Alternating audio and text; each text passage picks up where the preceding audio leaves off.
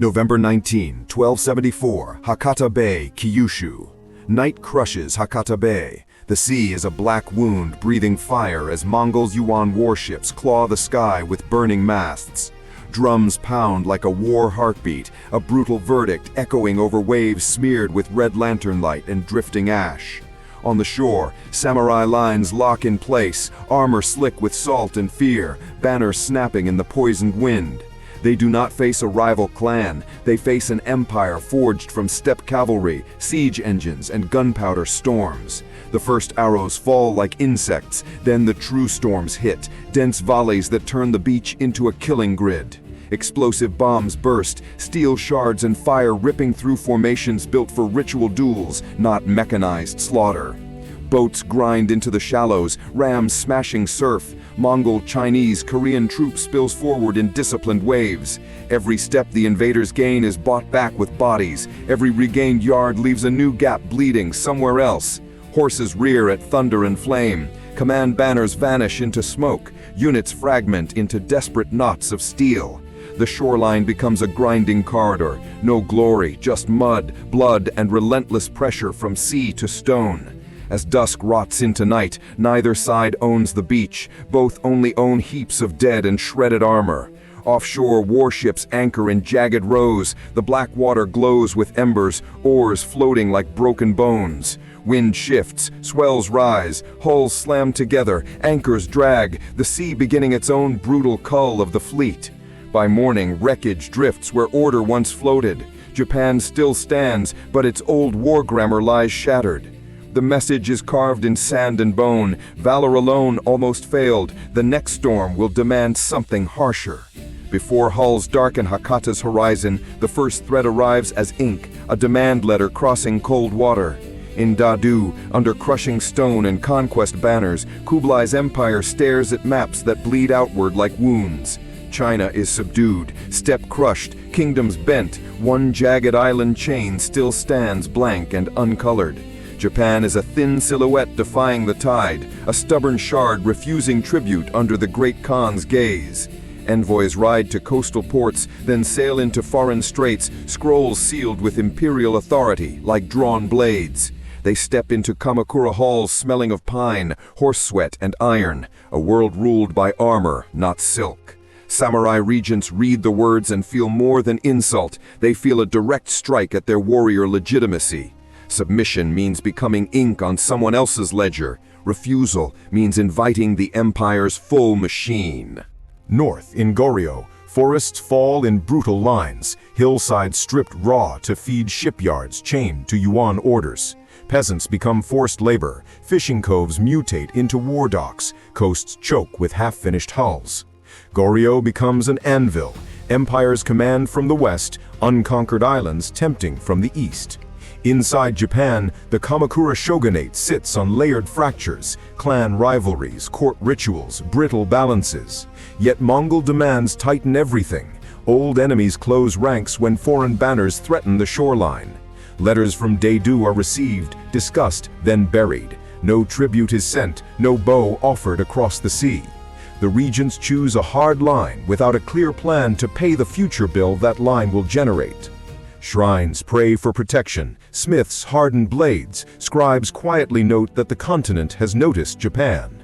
In fishing huts, rumors ferment, horsemen who never tire, thunder weapons, armies that erase kingdoms overnight. Still, faith in distance and gods lingers. The sea feels like a moat, not a highway for an empire. Strategy councils sketch rough coasts and possible landings, turning abstract fear into crude defensive lines. Few in Kamakura fully grasp what an imperial fleet truly looks like when it fills an entire horizon. Yet the decision is locked. Japan will not bend. It will gamble its future on steel, stone, and resolve. In Goryeo and Jiangnan, wood is cut, grain stockpiled, troop rosters swollen. The machine turns toward Kyushu. The empire prepares to test whether samurai myth can stand against industrialized war and maritime logistics.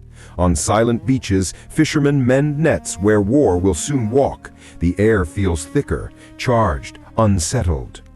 History's board is set. A coastal regime with no spare land against a continent that counts in fleets. The omen comes as a shape change on the horizon. Lines blur into masts, masts harden into a floating forest.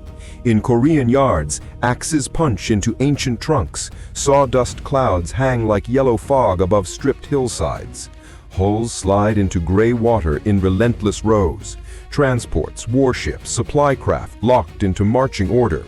Mongol, Chinese, Korean troops cram aboard. Armor clinks, bows bound, gunpowder jars lashed like bottled storms.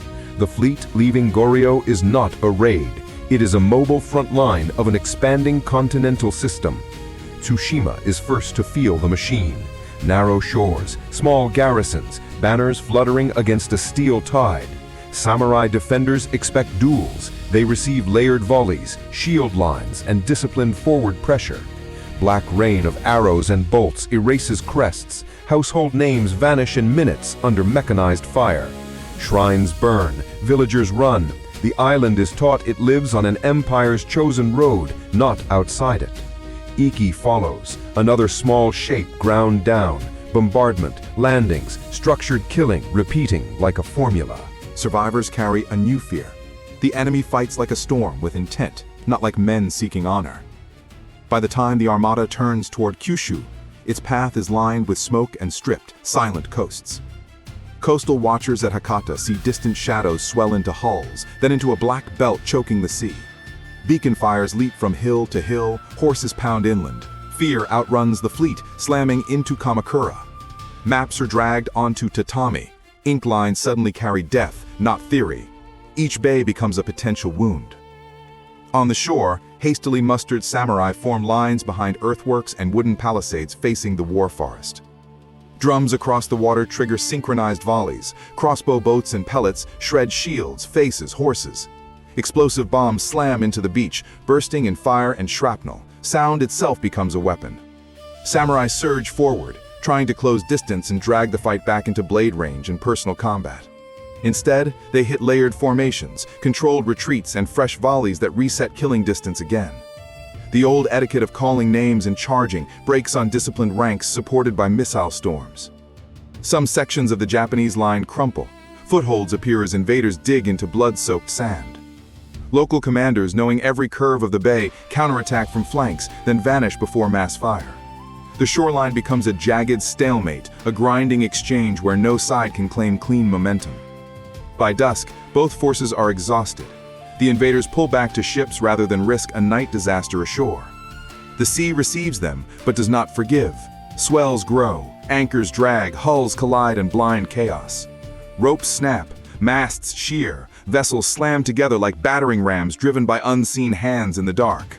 Men, already shaken by land combat, now fight water and wind, praying not for glory but for survival. By morning, wreckage drifts between scattered ships. Damaged hulls limp away from a shoreline they did not crack.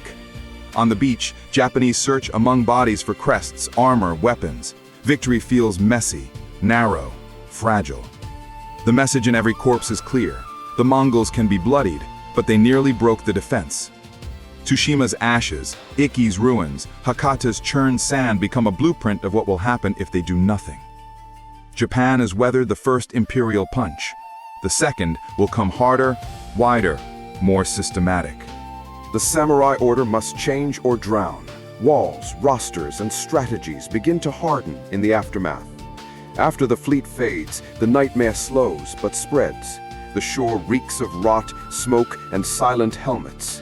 Bodies are dragged into heaps, armor stripped, crests catalogued, death converted into lines on Kamakura scrolls. Horses shy from certain patches of sand. The ground itself feels charged, a place that remembers impact.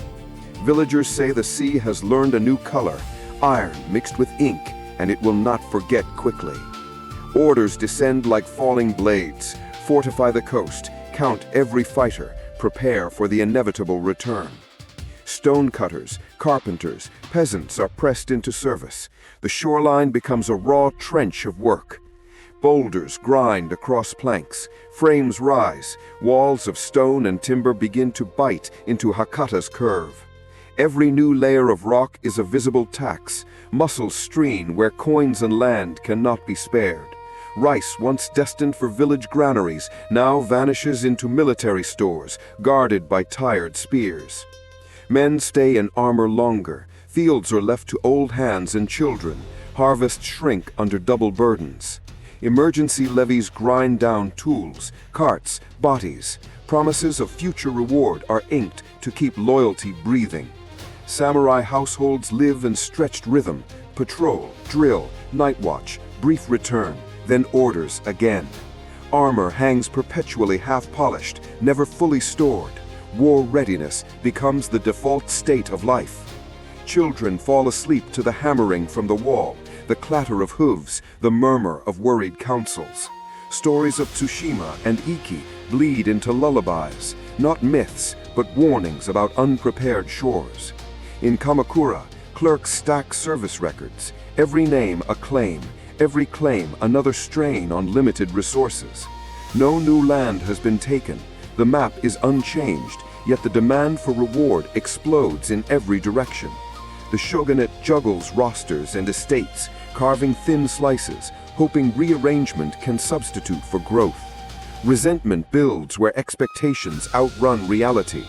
Veterans quietly measure what they gave against what they got. Kyushu warriors mutter that those far from the wall decide who truly mattered on that bloody shoreline. Old clan bruises resurface. Who led, who held, who faltered becomes ammunition in quiet disputes. Shrines near the coast swell with offerings, coins, rice, armor charms, all buying a future without more fleets. Priests bless blades and boats, but they also count dwindling stores. Ritual cannot refill empty granaries. The idea of divine protection fattens as material capacity thins. Faith becomes both shield and symptom. Patrols along the finished wall slog through rain, heat, and ice. Boredom corrodes even sharper than fear. Every cloud bank is scanned for masts. Every rumor of Yuan movement spikes terror, then drains into fatigue. Bodies wear down under constant low-level alert. Backs stiffen, temper shortens, marriages strain under absence. Children grow up knowing walls before open beaches, patrol drums before festival songs, readiness before peace. Across the water, Goryeo shipyards echo with the same hammering. New hulls rise where old ones sank. Korean villages see able-bodied men vanish into ore benches and labor gangs, bound to another invasion script. Traders whisper of mass shipbuilding, troop movements, grain convoys. The second shadow grows with each tale. Japan's decentralized warrior culture is being forced into a coastal guard chained to stone and schedules. The country lives inside a stretched heartbeat, each day of emptiness bought with crushing, invisible cost. Between two storms, fear hardens into structure. Walls and rosters replace the illusion of safe distance. When the second fleet comes, no one will be able to say they were surprised, only that they were already tired. The second shadow assembles with noise and intent. This time, the Empire wants the island cracked, not merely tested. In Jiangnan, river mouths choke on war. Shipyards belch hulls, while sawdust and smoke stain the humid air. Towered warships, heavy transports, floating siege platforms rise line by line along the crowded docks. Armor stacks in pyramids, bows pile in ordered bundles, gunpowder jars sit like sealed venom in neat rows. Tens of thousands of soldiers are marched to the coast, names stripped down to head count and load numbers. Goryeo's coastline mirrors the frenzy. Forests retreat again, villages hollow out under conscription and labor. Eastern route ships pack Korean harbors, rebuilt, reinforced, carrying memories of 1274 like scars. Official plans sketch two hammers, eastern route, southern route, converging to crush Kyushu and force surrender. Monsoon charts, timings, rendezvous points are inked with confidence that the ocean will obey imperial schedules. Reality begins to fray as soon as hulls hit open water. Seas respect weather, not paperwork. Eastern route vessels crowd the straits. Decks stink of sweat, stale air, overflowing latrines, and fear. Armor rusts in hidden seams, vermin infest grain, men sleep upright, locked in rows like cargo. Tsushima and Iki see returning banners and answer with hardened defenses, signal fires, and grimmer resolve. Battles repeat but cost more time and ammunition. Every island resistance bleeds the invasion clock. Meanwhile, southern route ships struggle in rougher seas, storms scatter formations, and drown careful timelines. Some hulls vanish outright, others limp on, damaged, dragging down overall speed and coordination. By the time southern forces near Kyushu, eastern units have already anchored offshore, improvising and eroding. Off Kyushu, the combined fleets become a vast floating city of strained discipline and rising sickness. Below decks, fevers rage, wounds fester, water barrels rot, the army weakens before it even lands. Facing them, Hakata's wall stands like a scar, stone, timber, and sweat fused into a hard line. Behind it, samurai move in drilled patterns. Patrol routes fixed, volley drills sharpened, ambush boats hidden. Years of waiting have wired the coastline into a trap. Small units know every cove and current. When Yuan's ships approach, they do not find soft sand. They find fortifications and predators waiting in silence.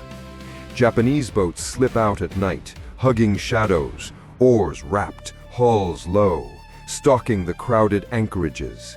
They strike fast, fire, hooks, blades, then vanish, leaving burning decks and shattered formations behind them.